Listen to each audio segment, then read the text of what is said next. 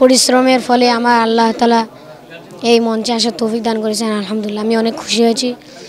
আজ আমার এই সাফল্য আমার বাবা মার কাছে পৌঁছালে আমার বাবা মা অনেক খুশি হবে। আর আমি চাই এই প্রতিযোগিতার জন্য সুন্দরভাবে সফলভাবে যেন সমাপ্তি করতে পারে। আলহামদুলিল্লাহ, আমি আমার অনেক পরিশ্রম অনেক কষ্টের পরে আজকে দিতে হয়েছি, তাই আমার অনেক খুশি লাগছে। আমি আরও চেষ্টা করব ইনশাল্লাহ। আমি আজকে দিতে হয়েছি, আমার আব্বু আম্মু এটা শুনে অনেক খুশি হবেন, আমার উস্তাদ অনেক খুশি হবেন, আমার জন্য অনেক দোয়া করবেন। আলহামদুলিল্লাহ, আমার অনুভূতি অনেক ভালো। অনেক চেষ্টার পরে আমি এই মঞ্চে আসার তো আল্লাহ আমাকে দান করেছে।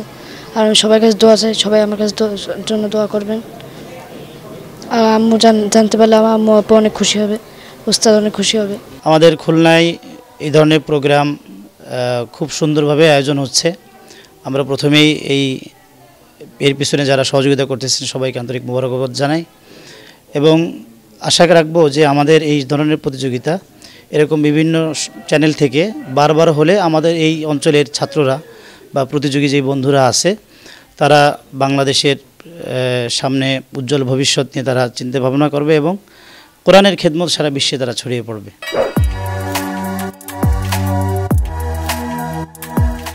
এই প্রতিযোগিতায় অংশগ্রহণ করেছে আমার স্নেহস্পদ সন্তান হাসান আল বান্না।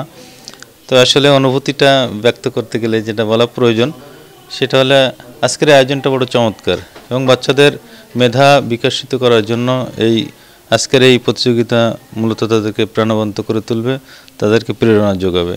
আমি আসলে গর্বিত একজন পিতা হিসেবে যে আমার সন্তান এখন একটা আয়োজনে অংশগ্রহণ করার সুযোগ পেয়েছে। ধন্যবাদ জানাচ্ছি ডিবিসি চ্যানেলকে, ধন্যবাদ জানাচ্ছি টিকে গ্রুপের সকল সদস্যদেরকে যারা এত সুন্দর একটি আয়োজন গ্রহণ করেছেন এবং সমগ্র বাংলাদেশব্যাপী এই আয়োজনকে ছড়িয়ে দিয়েছেন। হাফেজে কোরআন বাংলাদেশের একটি নিয়ামত। প্রতিটা দেশের উপরে আল্লাহ তাআলার রহমত এবং নিয়ামতের যে আশা আমরা করে থাকি, হাফেজে কোরআন তার একটা নিয়ামক ভূমিকা পালন করে থাকে। আপনারা জানেন যে করোনার সময় যখন সবাই ঘরবন্দি, তখন হাফেজে কোরআনদের চোখের পানি, তাদের কোরআন তেলাওয়াত এই দেশে রহমত বরকত বয়ে নিয়ে এসেছে, নিঃসন্দেহে, এতে কোনো সন্দেহ নেই। আপনার প্রশ্ন ছিল যে ছাত্রদের থেকে আগামী ভবিষ্যতে কেমন আমরা দেখতে চাই।